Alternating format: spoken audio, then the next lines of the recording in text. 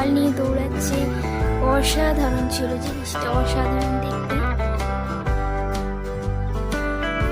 আর এরিয়াটাও অনেক বড় ছিল,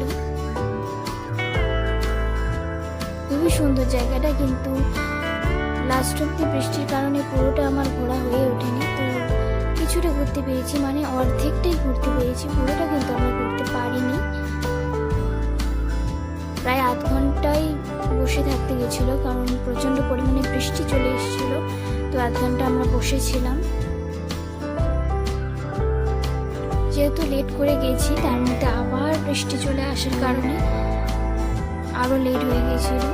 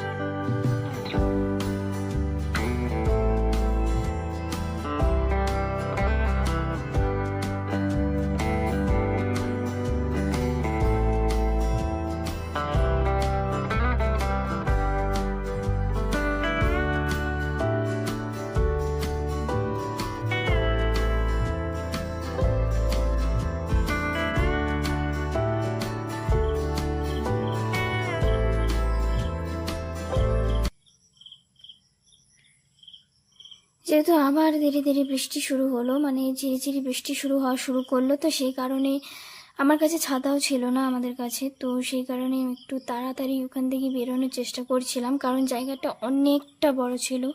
যত তাড়াতাড়ি সম্ভব ওখান থেকে বেরিয়ে যাওয়ার চেষ্টা করছিলাম। সামনে অনেক দোকানপাট ছিল, তো সেখানে দাঁড়ানোর চেষ্টা করছিলাম। তো সেই কারণে আমি সবার সামনে ছিলাম, আর আমি তাড়াতাড়ি বেরোনোর চেষ্টা করছিলাম, কারণ আমি ভিজলে পুরো আমার মোবাইল সবই শেষ হয়ে যাবে ভিজে। তো তাড়াতাড়ি যতটা সম্ভব আমি করছিলাম চেষ্টা বেরোনোর, কারণ এর আগে আধ ঘন্টা আগে মানে প্রচণ্ড পরিমাণে বৃষ্টি এসেছিলো। তো আমি চাইনি যে আরও বৃষ্টি আসুক, তো সে কারণে যত তাড়াতাড়ি সম্ভব এখান থেকে বেরিয়ে যাওয়ার চেষ্টা করছিলাম। বাট হ্যাঁ, ভালোও লাগলো, আবার একটু খারাপও লাগলো যে হ্যাঁ পুরোটা দেখতে পারলাম না, পুরোটা লাস্ট অবধি বেরিয়ে যেতে হচ্ছে। বাট ঠিক আছে, যতটা দেখেছি খুবই ভালো লেগেছে, জায়গাটা খুবই সুন্দর লাগলো।